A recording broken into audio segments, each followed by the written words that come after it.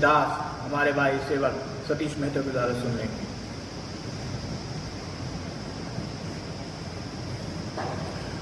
आप सबों को जो अपने मोबाइल के द्वारा इस आराधना में सम्मिलित हुए हैं, देख रहे हैं, सुन रहे हैं, प्रभु यीशु मसीह के नाम से मैं आप सबों का स्वागत करता हूँ।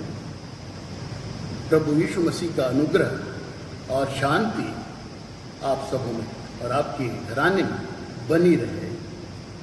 अब जब सारे विश्व में कोहराम मचा हुआ है, कहीं कोरोना, कहीं बवंडर, कहीं भूकंप, कहीं ज्वालामुखी, कहीं तूफान, कहीं बेरोजगारी, गरीबी, आर्थिक समस्या और न जाने कितने किस्म की समस्याएं हमारे सामने, मनुष्य जाति के सामने खड़ी हुई है। आज जब बैट का कोरोना खत्म नहीं हुआ है, लोग कहते हैं कि रैट का भी कोई वायरस फैलने वाला है। प्रियो, इन सब का तो होना ही था।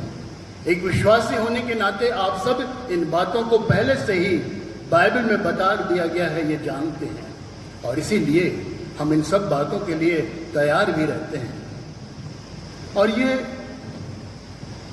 इस युग के अंत का चिन्ह भी है। जैसा कि आप जानते हैं कि पहले क्लेश काल आएगा, महाक्लेश काल आएगा, स्वर्गारोहण आएगा विश्वासियों का, फिर उसके बाद पुनरुत्थान होगा 1000 वर्ष के राज्य के बाद, और उसके बाद दुष्ट लोगों का भी पुनरुत्थान होगा। एक चीज याद रखिए, दुष्ट लोगों का और धर्मी जन का पुनरुत्थान एक साथ नहीं होगा। वचन को आप अगर ध्यान से पढ़ेंगे और मैं आपको बताऊंगा कि कहां पर ये लिखा है, तो फिर आप जान सकेंगे कि विश्वासी लोग पहले उठाए जाएंगे और 1000 वर्ष के राज्य के बाद जब दूसरा पुनरुत्थान आएगा, तब दुष्ट लोग उठाए जाएंगे और सिर्फ न्याय के लिए, स्वर्ग में जाने और नरक में जाने के लिए। तो परिस्थिति और समय को देखते हुए मैंने यह उचित समझा कि मैं आज आप लोगों से मृत्यु के बारे में, डेथ के बारे में, मौत के बारे में कुछ बातें करूं। आइए इससे पहले कि हम वचन में जाएं, एक छोटी सी प्रार्थना करें।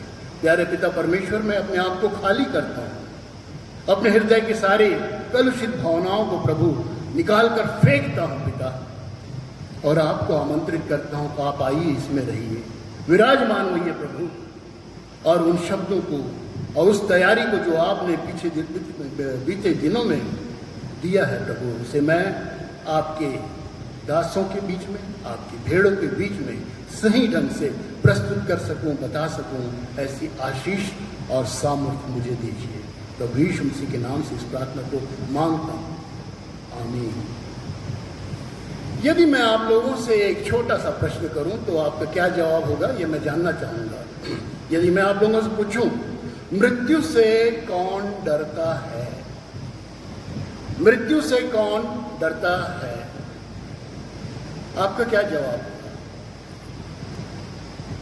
अलग अलग उम्र के लोगों से, अलग अलग लोगों से अगर मैं बात करूं, विश्वासियों से बात करूं, अविश्वासियों से बात करूं, अन्य जातियों से भी बात करूं, और इस प्रश्न को पूछूं, तो निश्चित तौर पे इसका जवाब अलग अलग ही होगा।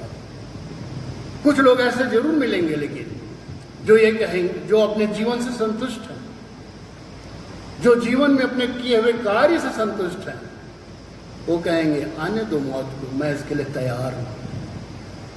कुछ लोग ऐसे भी मिलेंगे जो जवानी की दहलीज से आगे निकलकर बुजुर्गियत की, बुढ़ापे की दहलीज में है, वो बोलेंगे अरे यार, अभी तो मुझे अपनी बेटी का ब्याह करना है, अपने बेटे के लिए बहू लाना है, नाती पोतों के संग खेलना और खिलाना है, थोड़ा रुक जाओ, फिर मौत को आने दो, कोई बात नहीं। जवानों से अगर आप पूछेंगे तो वो तो अरे अंकल क्या देखा ही क्या है, अरे अभी तो नौकरी लगी है, अपने दिन भूल गए क्या, शायद इस तरह का जवाब आ सकता है।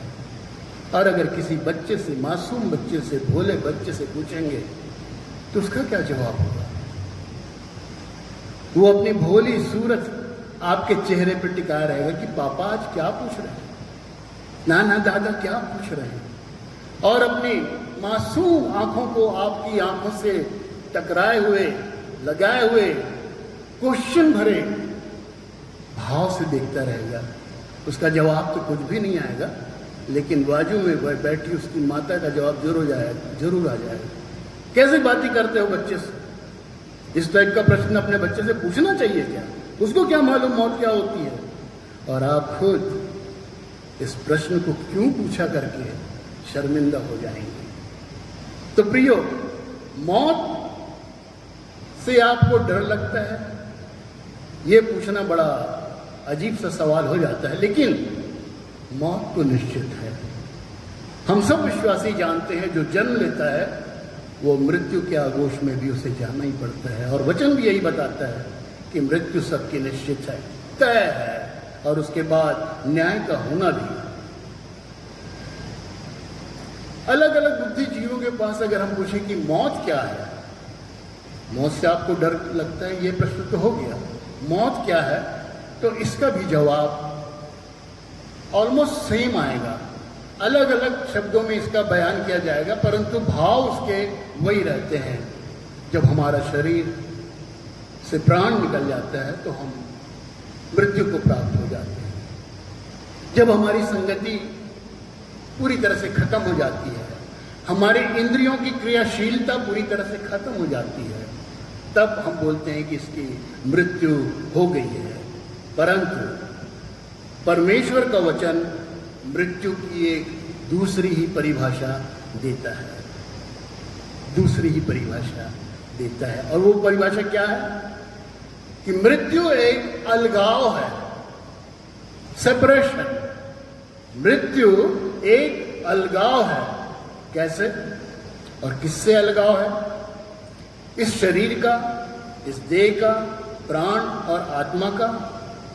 आप सब जानते हैं कि हमारा जो ये शरीर परमेश्वर ने बनाया है, यह 3 कंपोनेंट्स, 3 चीजों से मिलकर उसने बनाया है। पहली चीज देह, ये शरीर जिसे आप देखते हैं, आपके पास भी है, आउटलुक जिसे आप देखते हैं, एक दूसरे को पहचानते हैं। दूसरा उसमें प्राण, और तीसरा आत्मा।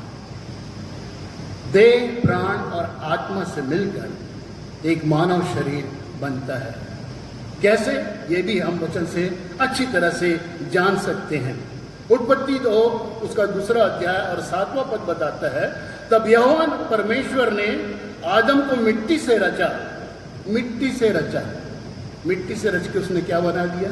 एक देह बना दिया, देह बना दिया। उसमें हड्डियां भी रही होगी, सारे अंग जो हमारे अंदर जो शरीर के अंग हैं वो भी सब बन गए होंगे। दिल, लीवर, फेफड़ा, सारी चीजें उसके अंदर बनी होगी मिट्टी से, लेकिन उसने एक देह बनाया। परंतु उसमें प्राण नहीं था, उस वक्त प्राण नहीं था। लेकिन जब हम आगे पढ़ते हैं, और उसके नथनों में जीवन का श्वास फूंक दिया।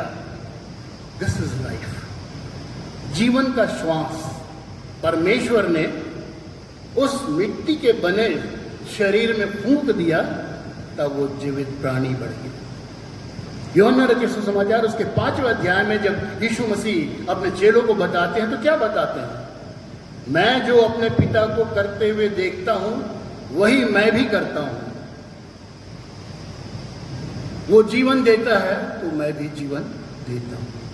और परमेश्वर यहां पर आदम को जीवन दिया। कैसे? उसके नथनों में जीवन का श्वास मिलकर। तो दूसरी चीज जो परमेश्वर ने मनुष्य के शरीर के साथ किया, वो उसको जीवन का श्वास, देह हो गया, प्राण हो गया। और उसके बाद तीसरी चीज जो मैं बता रहा था, आत्मा। तो हम अगर सबोपदेश की पुस्तक उसका 12वां अध्याय और 7वां पद पढ़ें तो उससे पता चलता है, और उसमें यह लिखा है, तब मिट्टी ज्यों की त्यों मिट्टी में मिल जाएगी। हमारा शरीर जो है मिट्टी में मिल जाएगा। आप कह सकते हैं कि हम ईसाई हैं तो हम लोग तो मिट्टी में मिल जाएंगे, ठीक है। हिंदुओं को तो जला दिया जाता है, वो मिट्टी में कहाँ मिलते हैं? प्रियो, आपके शरीर का जो भी भाग बचा रहेगा चाहे वो हड्डी का छोटा सा टुकड़ा भी हो, वो भी मिट्टी में ही रहेगा।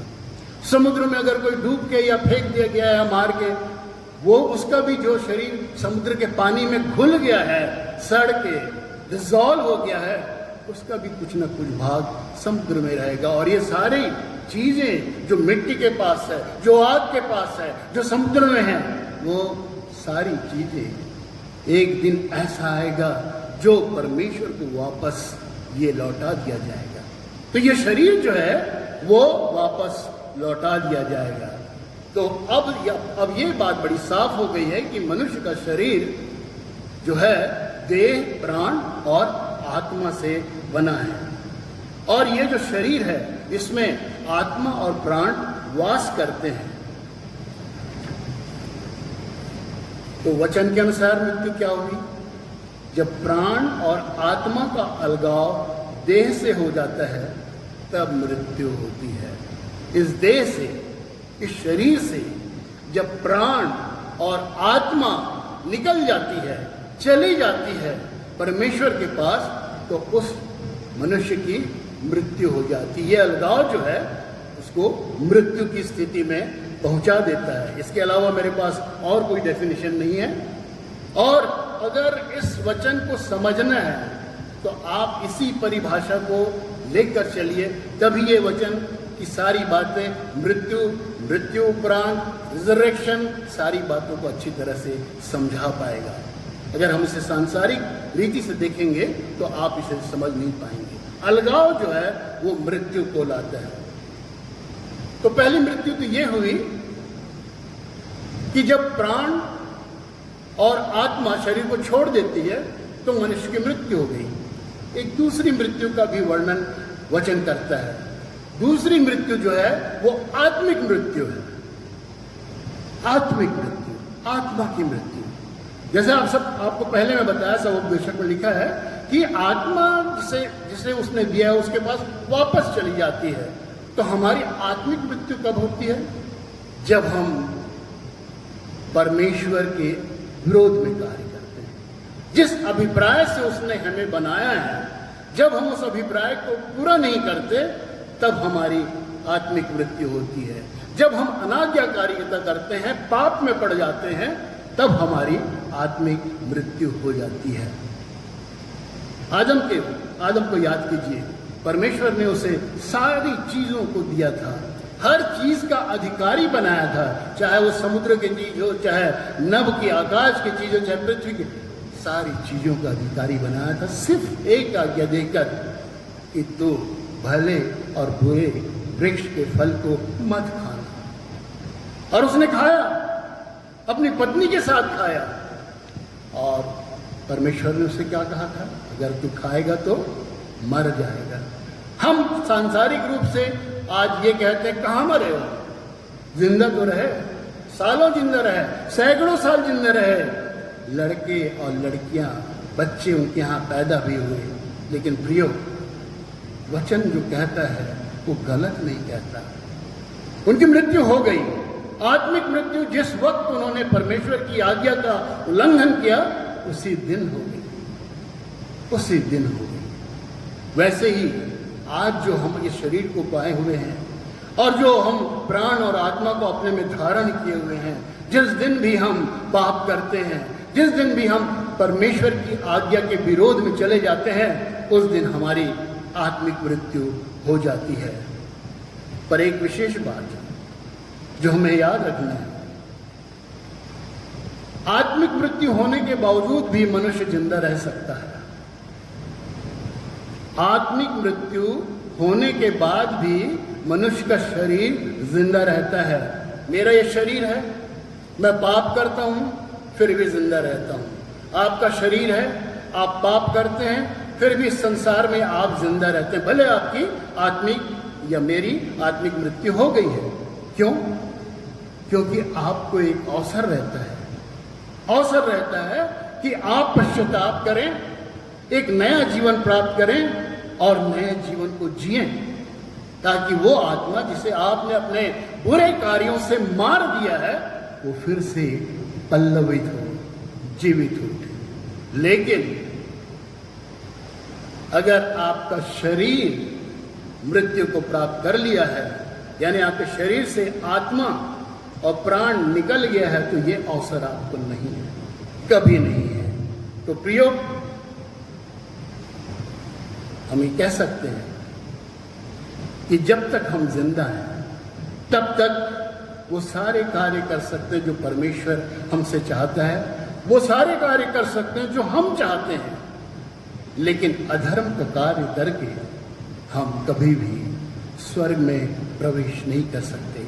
यशायाह नबी की पुस्तक उसका 59वां अध्याय और उसके दूसरे पद में ये लिखा है, परंतु तुम्हारे अधर्म के कार्यों ने तुम्हें परमेश्वर से अलग कर दिया है और तुम्हारे पापों के कारण तुमसे मुंह फेर लिया है। अब इसका आशय यह है कि हमारे अधर्म, हमारे पाप हमारी मृत्यु को लाते हैं और हम परमेश्वर से हमारा अलगाव हो जाता है, अलग हो जाते हैं, उसकी संगति से हम दूर हो जाते हैं। और इस बात को हम न भूलें, यदि हम आत्मिक रूप से मर गए हैं और अलगाव है, और यदि इसी अवस्था में हम मर जाएं, तो हमें फिर से दूसरा अवसर नहीं मिलेगा कि हम फिर से जिंदा हो सकें, ऐसा कोई अवसर नहीं मिलेगा। प्रियो, जिंदगी हमें कई बार अवसर देती है जिंदा रहने की, अपने आप को सुधारने की, लेकिन मौत आपको कोई अवसर नहीं देती। न वो जिंदगी को अवसर देती है और न दूसरी बार मौत आती है। इस बात को हम अपने मनों में और अपने मस्तिष्क में बैठा के रखें कि जब तक हम जिंदा हैं तभी तक हम कुछ कर सकते हैं। तो ये दो बातें आपको क्लियर हो गई कि शारीरिक मृत्यु और आत्मिक मृत्यु क्या है। अब तीसरी विशेष बात मैं जो बताना चाहूँगा, शारीरिक मृत्यु के बाद हमारे जो प्राण हैं और आत्मा जो है वो दोनों परमेश्वर के पास वापस चली जाती है। ओके, प्राण और आत्मा परमेश्वर के पास चली जाती है और हमारा जो शरीर है वो जमीन में, मिट्टी में मिल जाता है, चाहे किसी भी रूप में हो, जलाने के द्वारा, सड़ने के द्वारा, पानी में डाल दिए जाने के कारण, किसी भी रूप में वो इस संसार में ही, इस पृथ्वी पर ही वो सड़ गल खप जाता है और उसका अस्तित्व भी खत्म हो जाता है। हड्डी के 2-4 टुकड़े मिल सकते हैं, वही बचेगा, लेकिन प्राण और आत्मा जो है वो नश्वर नहीं है, अविनाशी, और वो परमेश्वर के पास एक धरोहर के रूप में चला जाता है। और जब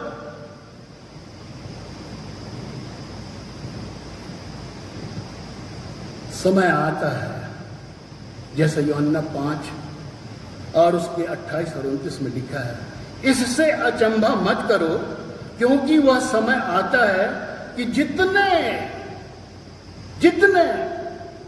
सारे लोग जितने कब्र में हैं वे उसका, यानी यीशु मसीह का शब्द सुनकर निकल आएंगे।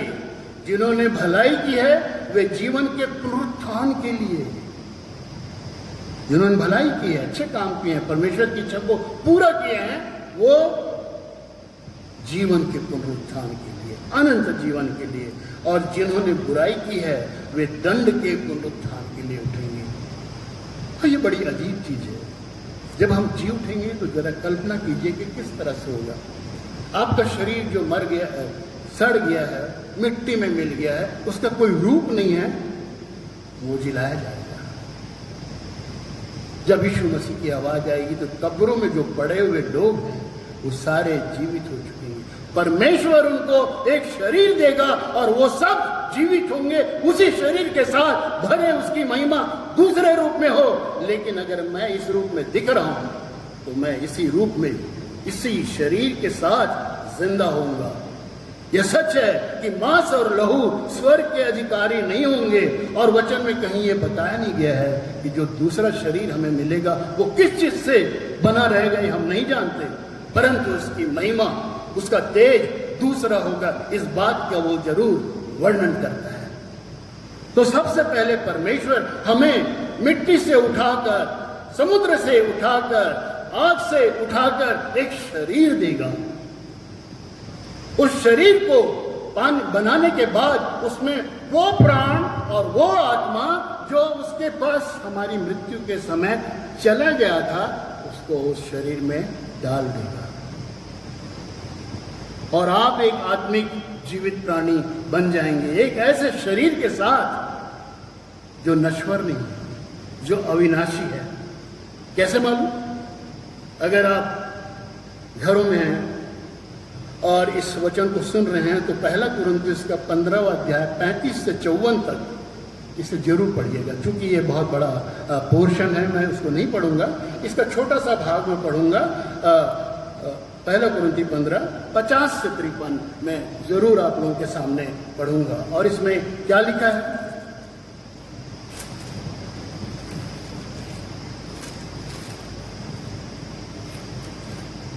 और इसमें लिखा है 50 से 53, अगर पढ़ता हूं तो मैं इसमें, हे भाइयों, मैं यह कहता हूं कि मांस और लहू परमेश्वर के राज्य के अधिकारी नहीं हैं। तो हम जब हम जिलाए जाएंगे तो मांस और लहू के बने हुए नहीं रहेंगे, क्योंकि वो परमेश्वर के राज्य के अधिकारी नहीं हो सकते। और न नाशवान अविनाशी का अधिकारी हो सकता है। क्यों? हमारा जो शरीर इस संसार में था वो नाशवान था ना, लेकिन जो परमेश्वर के राज्य में जो शरीर मिलेगा वो तो अविनाशी है, नाशवान नहीं है। तो नाशवान जो है वो अविनाशी के अधिकारी नहीं हो सकता, बराबर नहीं हो सकता। 51 पद को कहता है, देखो मैं तुमसे भेद की बात कहता हूं, हम सब नहीं सोएंगे पर सब बदल जाएंगे, एक क्षण में बदल जाएंगे। और यह क्षण भर में पलक मारते ही अंतिम तूरी फूकते ही होगा, क्योंकि तूरी फूकी जाएगी और मुर्दे अविनाशी दशा में उठाए जाएंगे और बदल जाएंगे। क्योंकि अवश्य है कि यह नाशवान देह अविनाश को पहन ले और यह मरणहार देह अमरता को पहन ले। तो जो शरीर हमारा परमेश्वर देगा, आत्मिक देह, उसमें वो आत्मा और प्राण को डालेगा, तब हम जीवित प्राणी बन सकेंगे उस वक्त स्वर्ग के राज में। मैं सोचता हूँ ये बात आपको स्पष्ट हो गई होगी कि किस तरह से हमारा जो शरीर है वो नया शरीर पाएगा और किस तरह से उसमें प्राण और आत्मा डाली जाएगी। तो इस तरह से हम अविनाशी तथा नया देह पाएंगे और वही पुराना प्राण और आत्मा को पाएंगे। जो प्राण और आत्मा पहले परमेश्वर ले गया है उसी आत्मा को हम पाएंगे, लेकिन शरीर हम अविनाशी और अनश्वर, जो नष्ट न हो, ऐसा शरीर हम पाएंगे और इसी के साथ हम जिलाए जाएंगे। एक तीसरी मृत्यु के बारे में भी बाइबल वर्णन करती है। ऐसे लोग जो परमेश्वर से हमेशा अलग रहे हैं, हमेशा पाप करते रहे हैं, जिस उद्देश्य से उन्हें परमेश्वर ने बनाया है उसे वो पूरा नहीं करते, वे लोग अनंत मृत्यु को प्राप्त करेंगे, अनंत मृत्यु को प्राप्त करेंगे। ये भी ऐसे ही जिलाए जाएंगे जैसे धर्मी लोग जिलाए जाएंगे। इनको भी शरीर दिया जाएगा, इनके में भी प्राण और आत्मा डाली जाएगी, ताकि ये अनश्वर और अविनाशी शरीर के मालिक हो, और जाकि जब दंड मिले तो इनका शरीर फिर से नाश न हो और हमेशा अनंत आग को झेलते रहे, सहते रहे। और इसीलिए दुष्ट लोगों को भी यही शरीर दिया जाएगा। प्रकाशित वाक्य उसका 20वां अध्याय उसके 14वें पद में लिखा है, मृत्यु और अधोलोक आग की झील में डाले गए। पहले तो मृत्यु और अधोलोक, अधोलोक जहां प्रभु यीशु मसीह ने जाकर वो 3 दिन जब वो कब्र में थे प्रचार किया, उस वक्त उसमें लिखा है वचन में, को बंदियों को छुड़ा ले गया। अधोलोक में शैतान का राज्य था और शैतान ने यीशु मसीह के क्रूस के मृत्यु तक जितने भी लोग थे, धर्मी लोग हो चाहे दुष्ट लोग हो, उस अधोलोक में उन्हें कैद करके रखा हुआ था। वहां जाकर यीशु मसीह ने प्रचार किया और जो धर्मी लोगों थे, जो बंदी थे, उनको वो छुड़ा लिया।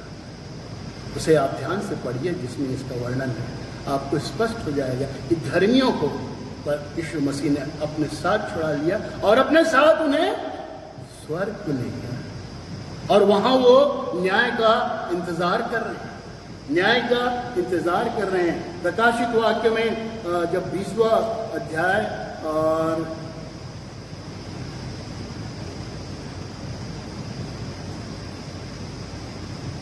20वां अध्याय 14 और 15 को जब हम पढ़ते हैं तो उसमें लिखा है, अच्छा ये तो मैं बता चुका हूं आपको, और इसमें लिखा है कि सिंहासन के नीचे मैंने उन आत्माओं को देखा जो ये कह रहे थे कि तू हमारा न्याय कब करेगा।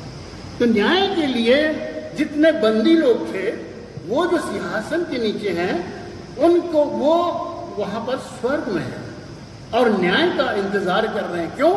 क्योंकि उनका सर काटा गया था।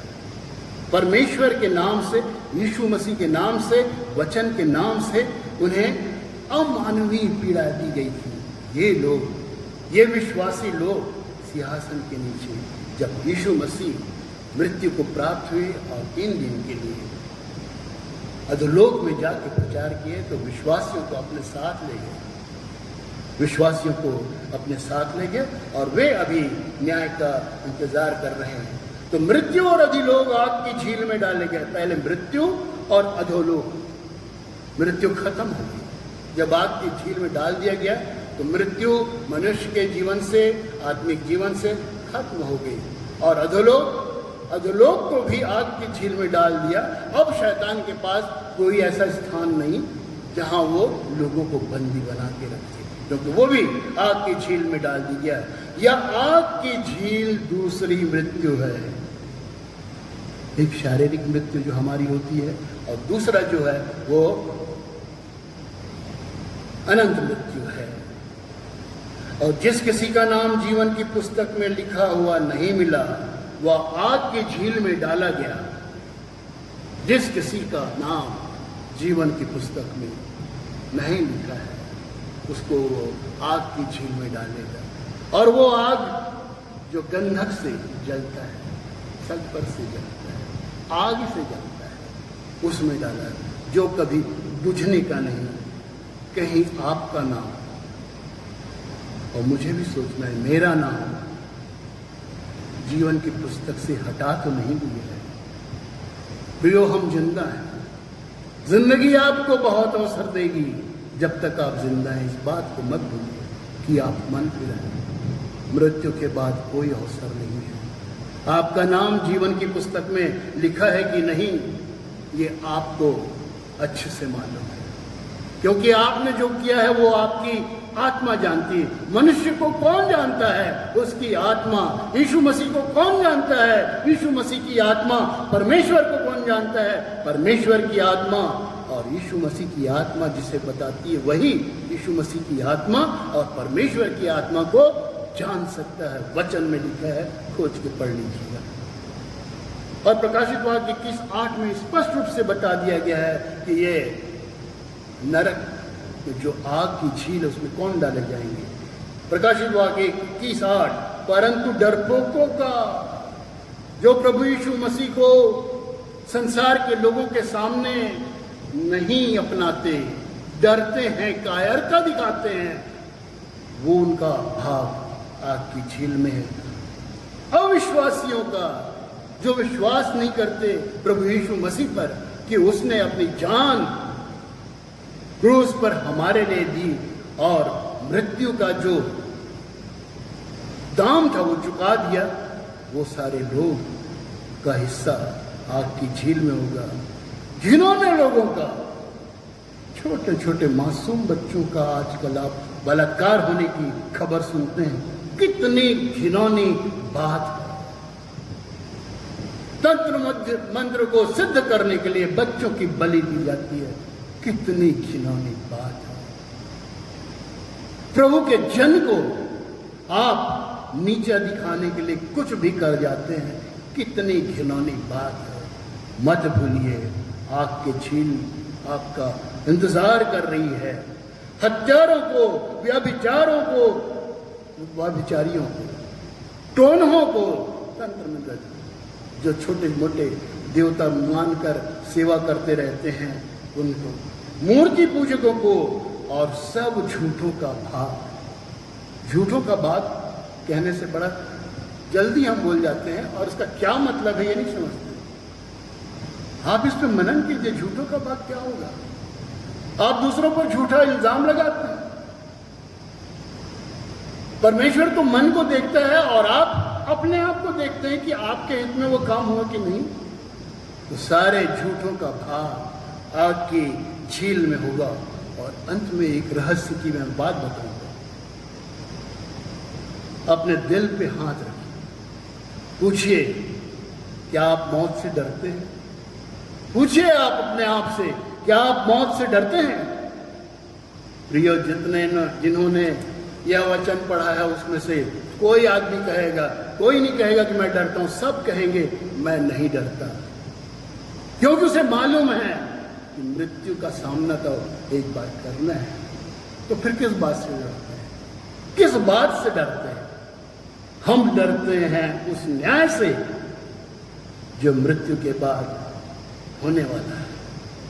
हम उस न्याय से कि हम कहां पर जाएंगे, स्वर्ग के राज्य में जाएंगे या अनंत दंड, पीड़ा, जलन को सहेंगे। इस बात से हम डरते हैं। हम बोले या ना बोले, पर सच्चाई यही है। और दूसरी भयानक बात अगर हम देखें, दानियल की पुस्तक उसका 12वां अध्याय और उसका 2 पद, और इसमें इस तरह से लिखा है कि आपको आपकी ये रोंगटे खड़ा कर देगा।